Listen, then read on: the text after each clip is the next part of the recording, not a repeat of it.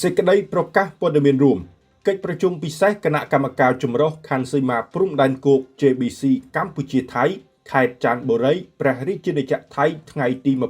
21-22 ខែតុលាឆ្នាំ2025 1. កិច្ចប្រជុំពិសេសគណៈកម្មការចម្រុះខណ្ឌសីមាព្រំដែនគោក JBC កម្ពុជាថៃបានធ្វើឡើងនៅខេត្តច័ន្ទបុរីនៅថ្ងៃទី21-22 ខែតុលាឆ្នាំ2025គណៈប្រតិភូកម្ពុជាដឹកនាំដោយឯកឧត្តមឡាមជារដ្ឋមន្ត្រីទទួលបន្ទុកលេខាធិការដ្ឋានកិច្ចការព្រំដែននៃព្រះរាជាណាចក្រកម្ពុជានិងជាសហប្រធានគណៈកម្មការចម្រុះខណ្ឌសីមាព្រំដែនគោក JBC កម្ពុជាថៃភាគីកម្ពុជាគណៈប្រតិភូថៃដឹកនាំដោយឯកឧត្តមប្រាសាវិនិច្ឆ័យទីប្រឹក្សាក្រសួងការបរទេសនៃព្រះរាជាណាចក្រថៃនិងជាសហប្រធានគណៈកម្មការចម្រុះខណ្ឌសីមាព្រំដែនគោក JBC ថៃកម្ពុជាភាគីថៃ 2. កិច្ចប្រជុំបានធ្វើឡើងក្នុងបរិយាកាសមិត្តភាពនិងស្និទ្ធស្នាល 3. ភាគីទាំងពីរបានឯកភាពប្រគល់ភារកិច្ចជូនអនុគណៈកម្មការបច្ចេកទេសចម្រុះព្រំដែន JTSC កម្ពុជាថៃ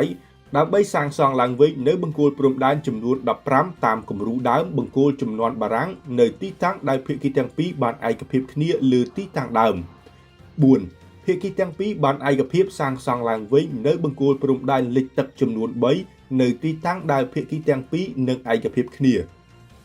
5. ភាគីទាំងពីរបានឯកភាពពន្លឿនការកែសម្រួលបែបបទបច្ចេកទេស TOR ឆ្នាំ2003តាក់ទងនឹងការផលិតផែនទីអូតូហ្វូតូចំណុចទី4ជំហានទី2នៃ TOR ឆ្នាំ2003ដោយប្រើប្រាស់បច្ចេកទេសថ្មីដូចជា LiDAR Light Detection and Ranging ដើម្បីពន្លឿនការងារវាស់វែងនិងខណ្ឌសីមាព្រំដែន 6. ពាក់ព័ន្ធនឹងករណីចុះវាស់វែងនិងខណ្ឌសីមាព្រំដែននៅលើដីជាក់ស្ដែងក្នុងកំណាត់ខ្សែព្រំដែនចន្លោះបង្គោលលេខ42-47នៅក្នុងភូមិជោគជ័យនងច័ន្ទនិងភូមិព្រៃច័ន្ទនងយ៉ាកែវ